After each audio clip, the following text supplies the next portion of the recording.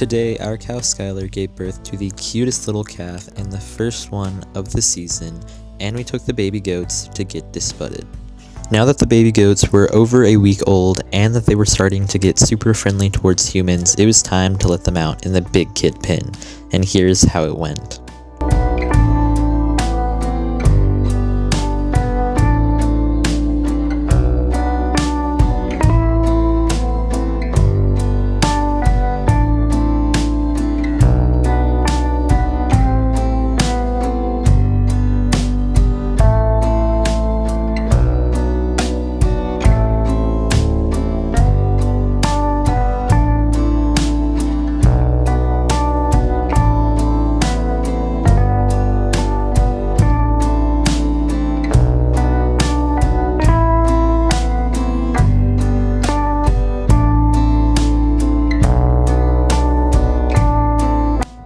I was down here feeding the goats, and I looked over, and one of the cows are back there. I believe it's Skylar, because we have them in a different pen, the ones we thought were about to give birth.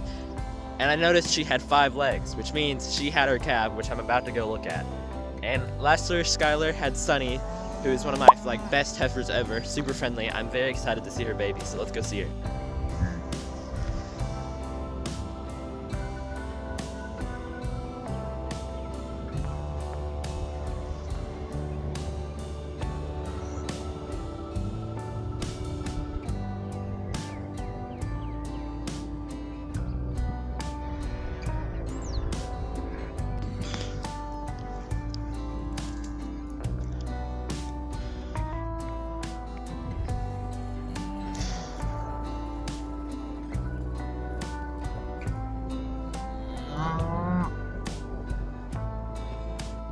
I couldn't feel it, but from what I could see and also from zooming in from my camera, Skylar had a little girl, which I thought the calf looked like a girl too because it had a smaller head. So I'm very excited that Skylar had another girl. So we're probably going to keep this girl just like we kept Sunny. So I'm very excited.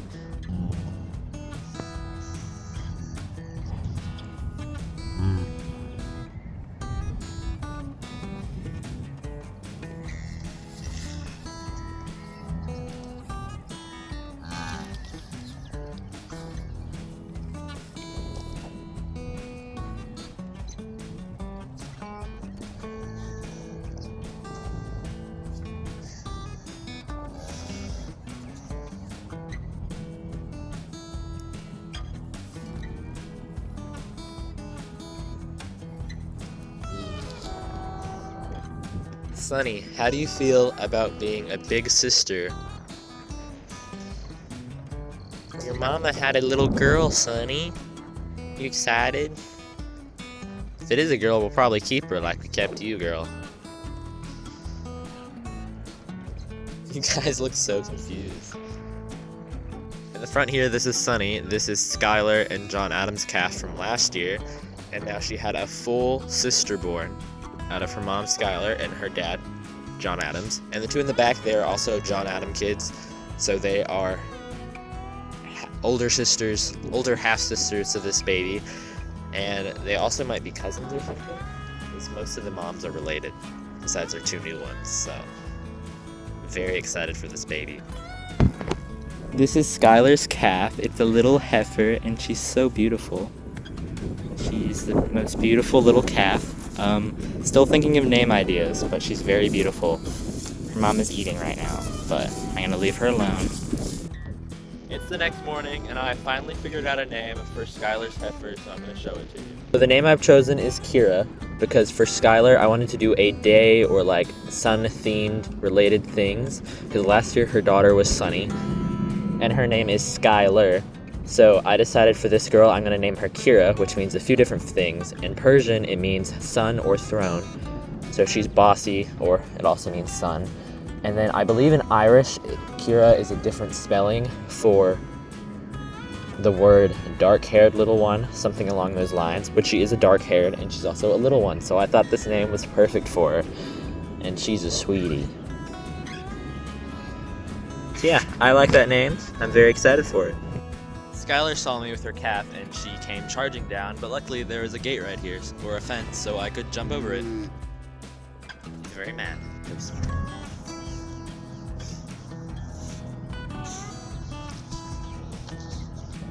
this is the rest of our cattle herd. We have them split right now. Over there where Skylar is are the cows that are closer, plus number 23, aka Sherry. Right here in the front, this is Poppy. She's another older cow, but she always gives birth in the span of June 12th to June 16th. She's done that for 5 or 6 years now, which is crazy. Then we have Esther. She won't be due until October. She had a stillborn in around October last year, so she'll probably have one around September, October. And then we have the 4 heifers who are all put in later than the cows, so they will probably be due late April. And then we have the dad back there, which is John Adams. So yeah. Back there, that is our bull, John Adams. He is registered, and 2 of the cows are registered, which is Patty, which is to the left of them, and then Sherry, who's in a different pen. They are both registered. So we could potentially have registered calves. We'll probably only register the heifers, but we might not keep the heifers, so I really don't know what we're gonna do.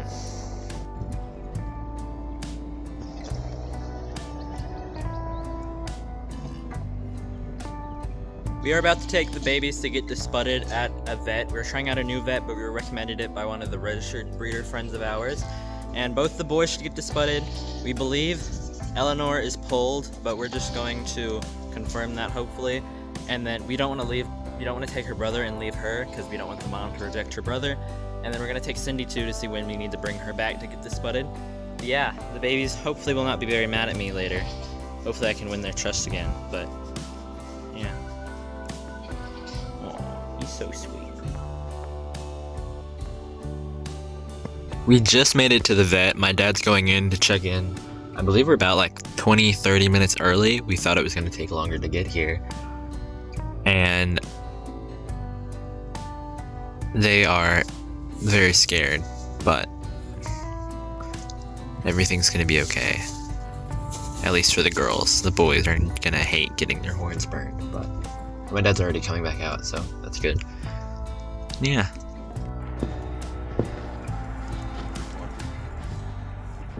I didn't film the process, but the babies did great. We actually ended up getting all 3 babies disbudded besides Ellie. So all the babies were disbudded. They are very tired now because they were disbudded. And the silver stuff is basically, it cools off their head, but it also prevents infection. Kira is doing great this morning. She is thriving. She is running around. She's very smart for a calf, but that's probably because she's a girl. But she's amazing, and I love her so much already. Hopefully today is day 3, so hopefully by tomorrow Skylar will be more willing to letting me get closer to her, which I am pretty close to her right now. There's a fence in the way, but I'm pretty close. She is a gorgeous girl though, and Skylar did an amazing job again. And still no babies for Midnight or Tulip yet, but that will probably be in a different video. Today is the next day, and I just showed you little baby Kira. Now I'm going to give you an update on the babies who we took to get disbudded yesterday. And I thought I should explain why we wanted to get these babies disbudded and what that is. Disbudding is a process, we use the iron process, and they essentially burn the horns to prevent growth or around the horns. I'm not exactly sure how to explain it, but it's basically they burn the top of the head around where the horns will grow, and that prevents the growth if done correctly. And it's really not that painful for the babies. It's like if you burn yourself, and after a few minutes the babies are completely fine, which our babies are completely fine. Last time we did it wrong. The person who helped us did it wrong, or he just didn't have much experience, and there was lots of blood and the babies were freaking out. But this time everything is fine, and these last babies are fine and healthy today. But these babies are doing great. They're all doing fine. And the reason why I wanted to disbud them is so that they won't have horns when they're older. I'm switching to registered goats, which you have to have them hornless to be showable. So I want to start breeding for conformation and genetics. So I'm going to have to start disbudding them anyways. And also, I personally prefer the ones without horns. They have a less likely chance of getting stuck or horribly hurting each other or themselves. Which, I'm not saying horned goats are aggressive, our horned goats are great, but a lot of them don't realize that they have the horns. This is Minerva's little boy, Remus. He was one of the 3 babies that got disbudded. He is doing great. The silver stuff, I don't know exactly what it's called, but it just disinfects it, and the vet said he puts a lot on there because it cools their head down. And the silver goes everywhere, but he is doing great. And they're not mad at me either. I'm very pleased with that. So maybe I can do it myself. but he is doing great. I love this little guy. This is Eleanor, and she, we believe, is polled, so she did go, just because we did not want to leave one baby behind, because that would freak out the moms. But she did go, but she did not have to have anything happen to her. She just went for emotional support, and she, of course, is doing great. I love this little girl as well. And her dad is polled, that's why she is polled, we believe. I did ask a few breeders. I meant to have the vet check, but I just forgot to ask him, but that's okay. I'm pretty sure she's polled. And if she isn't, we'll just go and take her to the vet, I guess. This is Captain Suds, this is Bo Peep, and Paperboy's buckling. He is doing great. He got disbudded. His horns were a little too big, so the vet said he's probably going to have some horn screws, and he told us to bring in the single bucklings at 7 days since they grow their horns grow faster. But he is doing great as well. He's the only one who screamed like that whole trip. Cindy didn't scream at all. Remus screamed just very quietly. It was like a whisper scream. But Captain was very loud, and he's doing great now. He got silver all over his mama, so she's probably very pleased about that. But he's doing great. He's just a little baby. But he's gonna be a wether for someone, maybe us, so it doesn't really matter if he has a little horn screws. If it was for a registered buck, it would be. But he's so cute. This is Cindy Lou Who, the last baby. She was out of Wilma and Paperboy, and she did also get disbudded. We originally took her just to see when we needed to bring her back, but I guess because she's a single doeling, her horns grew faster, so she also got disbudded. Her horns were the perfect size.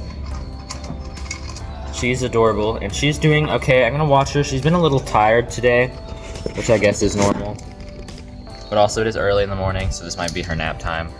But she's doing great as well. So all 5 babies are doing great today, and I'm gonna end this video here, and stay tuned for the next one, which will probably also be baby animal themed. But Miss Cindy Lou Who hopes you have a great day whenever you're watching this, or night, and we'll see you in the next one.